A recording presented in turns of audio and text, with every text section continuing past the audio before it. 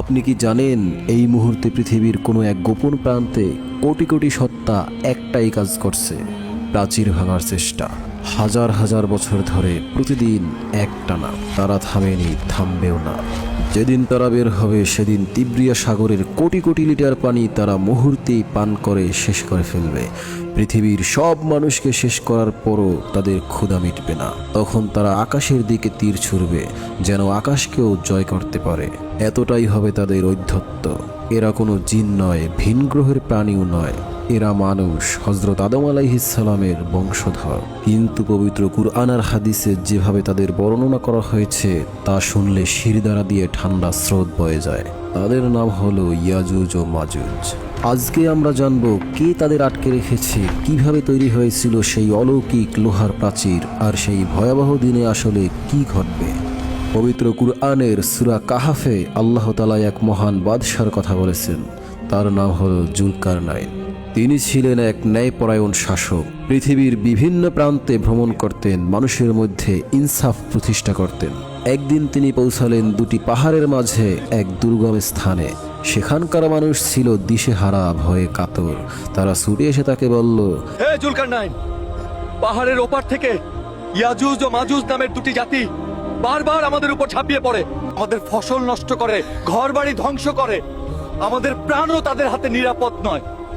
আপনি কি আমাদের জন্য একটি প্রাচীর তৈরি করে দেবেন? জুলকারনাইন বললেন, আমার রবের দেওয়া ক্ষমতাই আমার জন্য যথেষ্ট। তোমরা কেবল শ্রম দিয়ে সাহায্য করো, আমি তোমাদের ও তাদের মাঝে এক সুদৃঢ় প্রাচীর গড়ে দেব। তারপরে শুরু হলো এক অভূতপূর্ণ নির্মাণ কাজ। বিশাল বিশাল লোহার পাত আনা হলো, দুই পাহাড়ের মাঝের ফাঁকা জায়গা ভরাট করা হলো, যতক্ষণ না তা পাহাড়ের সমান উচ্চতায় পৌঁছায়। এরপরে জ্বালানো হলো বিশাল আগুন। হাপড় দিয়ে ফু দেওয়া হলো এক নাগারে। লোহা যখন টকটকে লাল হয়ে উঠল তখন তার উপরে ঢেলে দেওয়া হলো গলিত তামা। সেদিন থেকে ইয়াজুজ ও মাজুজ আর সেই প্রাচীর টপকাতে পারেনি, কিন্তু তারা থামেনি। হাদিস শরীফে এসেছে তারা প্রতিদিন সকাল থেকে সন্ধ্যা পর্যন্ত প্রাচীর খুঁড়তে থাকে। যখন মনে হয় আর একটু হলেই ভেঙে ফেলবে, ঠিক তখনই সন্ধ্যা নেমে আসে। তাদের সর্দার বলে, আজকের মতো থাক, কাল এসে বাকিটা শেষ করব। কিন্তু তারা ইনশাআল্লাহ বলে না। তাই আল্লাহর হুকুমে পরদিন সকালে এসে তারা দেখে প্রাচীরটি আগের মতোই শক্ত হয়ে গেছে। এভাবেই চলছে হাজার বছর ধরে। কিন্তু যেদিন আল্লাহ চাইবেন তাদের মুক্ত করতে, সেদিন তাদের মুখে উচ্চারিত হবে ইনশাআল্লাহ। পরদিন সকালে এসে তারা দেখবে দেয়াল যেভাবেই ভাঙা ছিল তেমনই আছে। আর সেই দিন থেকেই শুরু হবে সেই মহাবিপদ। সূরা আম্বিয়ায় আল্লাহ তাআলা বলেন, তারা প্রতিটি উচ্চ স্থান থেকে দ্রুত বেগে ছুটে আসবে, যেন বন্যার পানি গড়িয়ে পড়ছে। তাদের প্রথম দল তিব্রিয়া সাগরের পাশ দিয়ে যাবে, সাগরের সমস্ত পানি পান করে শেষ করে ফেলবে। শেষ দল এসে অবাক হয়ে বলবে, মনে হয় এক সময় এখানে পানি ছিল। এই সময় পৃথিবীতে থাকবেন হযরত ঈসা আলাইহিস সালাম। দাজ্জালকে হত্যার পরপরই এই ফিতনা শুরু হবে।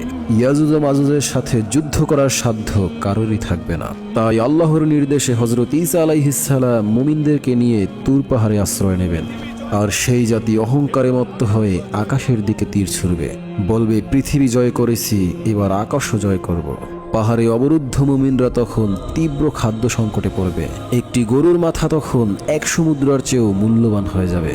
নিরুপায় হয়ে হযরত ঈসা আলাইহিস সালাম ও তার সঙ্গীরা আল্লাহর কাছে দোয়া করবেন। আল্লাহ তাআলা সেই দোয়া কবুল করবেন। তখন ইয়াজুজ ও মাজুজের ঘাড়ে নাগাফ নামক একটি ক্ষুদ্র পোকা সৃষ্টি করা হবে এবং চোখের পলকে সেই বিশাল জাতি একযোগে মৃত্যুর কোলে ঢলে পড়বে। পৃথিবী শান্ত হবে। হযরত ঈসা আলাইহিস সালাম পাহাড় থেকে নেমে আসবেন, কিন্তু পৃথিবীতে পা রাখার মতো একটু জায়গাও খালি নেই, সর্বত্র কেবল মৃতদেহ। তখন আল্লাহ তাআলা মুষলধারে বৃষ্টি নামাবেন, পৃথিবী ধুয়ে আয়নার মতো পরিষ্কার হয়ে যাবে। আল্লাহ তাআলা এক বিশেষ পাখি পাঠাবেন যারা মৃতদেহগুলো তুলে নিয়ে সমুদ্রে ফেলে দিবে। পৃথিবী আবারও শস্য শ্যামল হয়ে উঠবে। বরকত এতটাই বাড়বে যে একটি ডালিম একদল মানুষের জন্য যথেষ্ট হবে। ইয়াজুজ ও মাজুজের এই ঘটনা নিছক গল্প নয়, এটি কুরআন ও হাদিসের সত্য বর্ণনা। এটি আমাদের জন্য এক গভীর সতর্কবার্তা। কিয়ামত কতটা কাছে তা কেউই জানে না। আল্লাহ তাআলা আমাদের সবাইকে শেষ জামানার এই ভয়াবহ ফিতনা থেকে রক্ষা করুন। ঈমানের সাথে মৃত্যু নসিব করুন। আমিন।